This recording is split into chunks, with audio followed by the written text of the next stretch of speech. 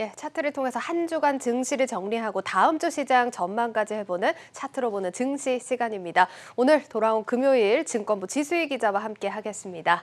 지 기자 어서 오세요. 안녕하세요. 자, 이번 주 우리 시장 쭉 보면 변동성이 좀 커서 힘든 시장이었습니다. 이번 주 시장부터 좀 정리를 해보죠. 네, 이번 주 이 델타 변이 바이러스 확산 때문에 또 경기 둔화 우려가 좀 있었고요. 글로벌 투자 심리가 위축이 되면서 우리 시장도 영향을 받았고 변동성이 컸습니다. 예. 지난 수요일에 3,210선까지 코스피가 떨어졌습니다. 그 이후 좀 반등을 하면서 오늘은 3,254.42로 마감을 했습니다. 예, 그나마 참 다행입니다. 자, 이번 주 증시 보면은 우리나라뿐만 아니라 전 세계 증시가 지금 델타 변이 우려에 좀 타격을 받지 않았습니까? 네, 맞습니다. 그래서 오랜만에 이 국채 금리 10년물 금리 예, 차트를 예. 좀 준비를 했는데요.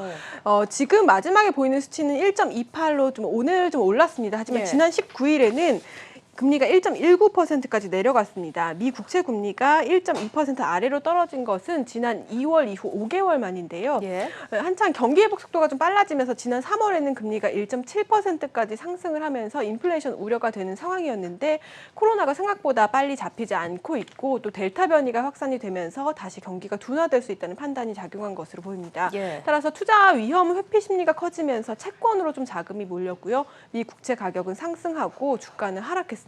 따라서 이날 영국 FTSE 지수와 독일 닥스 지수, 프랑스 깍크 지수 등 모두 2%대로 하락을 하면서 시장이 충격을 받는 모습이었습니다. 예, 확실히 국채 금리가 좀 민감하게 시장 상황을 좀 빠르게 반영을 하는 것 같습니다. 지금 뭐 수급적으로 봐도 우리 시장에서 이 영향을 받아서 외국인 매도세가 좀 가팔라지지 않았습니까? 네, 그 외국인 매도세는 사실 하루 이틀의 일은 아닌데요. 예. 이번 주에도 외국인 매도세가 좀 강하게 들어왔습니다. 이번 주에 1조 1,700억 원 외국인이 순매도를 했고요. 예. 개인이 2,930억 원, 개인이 8,800억 원, 기관이 약 3,000억 원 정도 사들이면서 그나마 지수 하락을 방어해주는 장세였습니다. 투자자별 순매수 상위 종목을 보면요.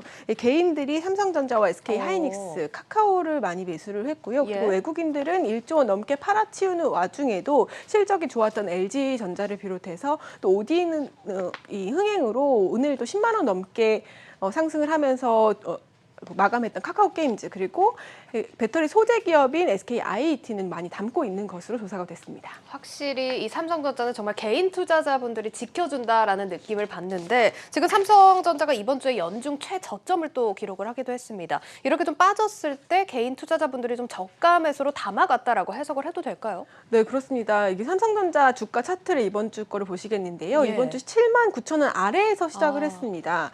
그리고 말씀하신 21일에는 예. 장중 최저치인 78,400원까지 떨어졌는데요. 그 이후에는 조금 그 상승하는 모습을 보였습니다. 지난 2분기 12조 원에 달하는 영업이익을 발표했지만 이 반도체 업황에 대한 우려 때문에 힘을 쓰지 못했는데요. 오늘까지도 8만 원을 회복하지 못한 상태에서 그렇네요. 마감을 했습니다. 역시 개인들이 올 들어서 이제 어제까지 삼성전자 보통주와 우선주를 모두 30조 원어치를 좀 사들였는데요. 예. 보시면 1월에 10조 원 넘게 사들였습니다. 이때 예. 삼성전자 주가가 좀 9만 원 위에서 움직였었는데요. 이때 10만 점자 가능성을 보고 개인들이 너무 많이 사들였는데 주가가 8만 원 아래로 떨어지면서 아직도 손실을 많이 보고 있는 개인들이 저가 매수에 나선 것으로 보입니다. 예, 이렇게 1월 매수세 보니까 좀 마음이 아픈 게 정말 10만 전자 하면서 개인 투자자분들이 정말 많이 삼성전자를 담아 가셨는데 지금 뭐 반년이 넘어가고 있습니다. 이 박스권에 갇힌 흐름이.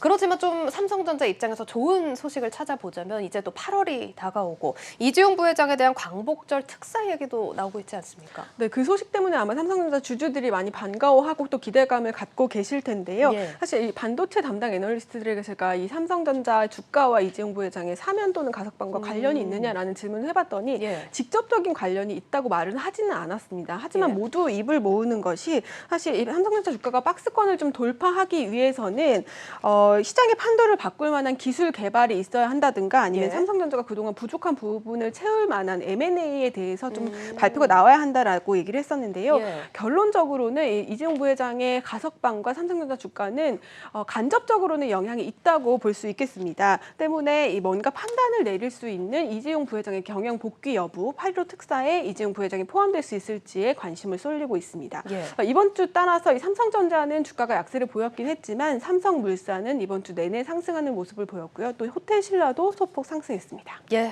사실 뭐 쉽게 얘기할 수는 없는 사안이지만 이제는 정말 삼성전자가 삼성전자가 이 박스권 흐름을 좀 탈피할 수 있길 간절히 바라는 마음입니다.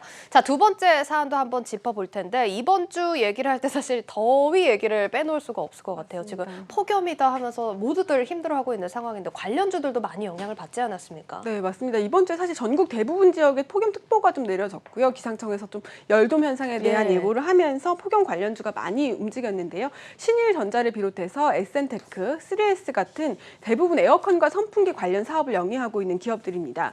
한국거래소에 따르면 이번 주 거래량이 가장 많은 종목 1위에도 신일전자가 이름을 올렸는데요. 어제까지 4억 6천만 주, 그리고 거래 대금으로는 1,205억, 1조 2,500억 원이 거래된 것으로 조사가 됐습니다. 예, 지금 신일전자 일주일 만에 15% 급등한 모습 보여주고 있는데요. 폭염이 아직 시작도 안 됐다라는 분석들 많이 나오는 만큼 관련주들 흐름은 조금 더 지켜보셔야겠습니다.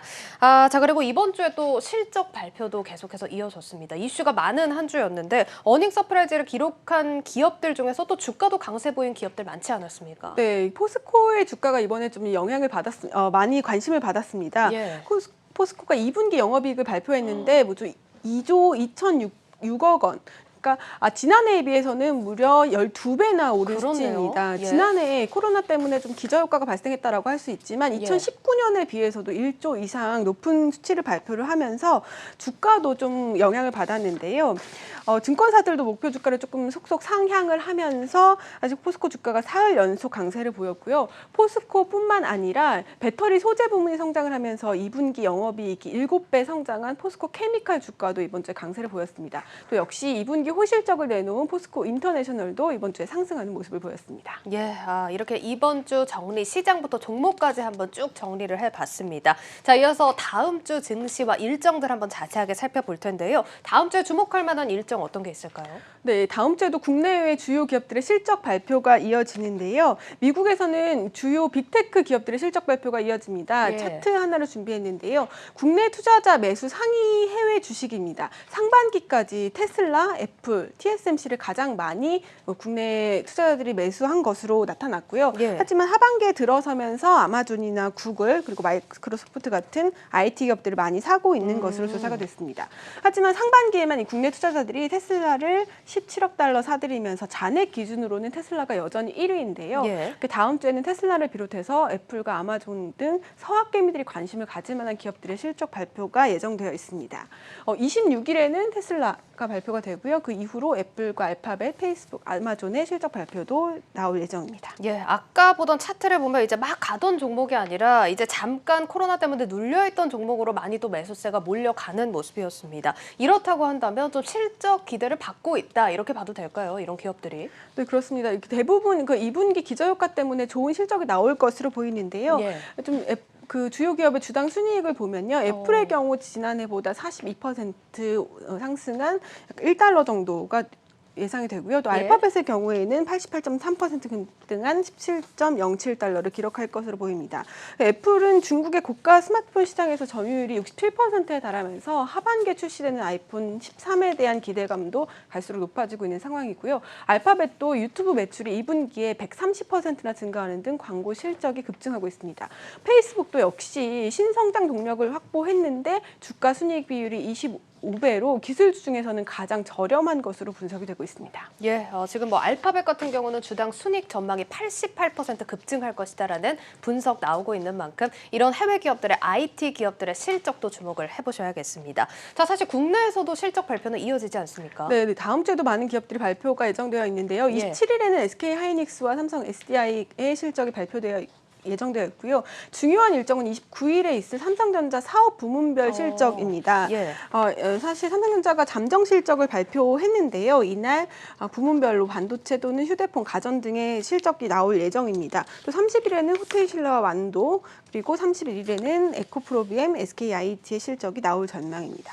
대표 종목 몇 개만 좀 살펴보면요. SK 하이닉스의 경우에는 영업이익이 2조 7천억 원을 기록할 것으로 전망이 됩니다. 전년보다 두 자릿수 상승세이고요. 예. 삼성 SDI도 영업이익 2,510억 원 정도가 예상이 되면서 전년보다 142% 상승할 것으로 예상이 됩니다.